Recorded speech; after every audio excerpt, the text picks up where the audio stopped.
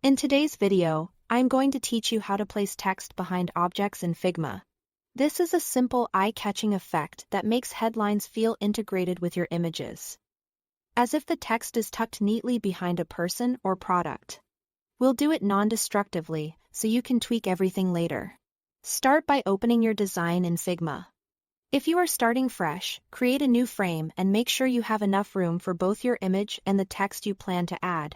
Next, insert your image into the design and position it where you want your final composition to live. This will serve as the base layer that holds your background. Now duplicate that image. The duplicate is what we'll use to isolate the subject from the background. Keeping one copy untouched preserves your full background, while the duplicate becomes the cutout that will sit above the text. Head to the Plugins menu and look for the Remove BG plugin. Go ahead and run it, then select the duplicate image and run the plugin on that copy. The plugin will remove the background from the duplicate, leaving you with a clean cutout of your subject.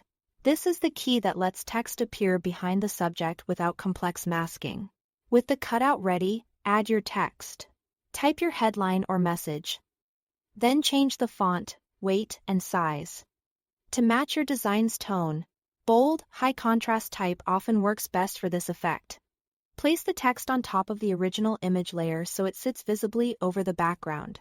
Now, bring the duplicate cutout image back into the scene by placing it over the original image.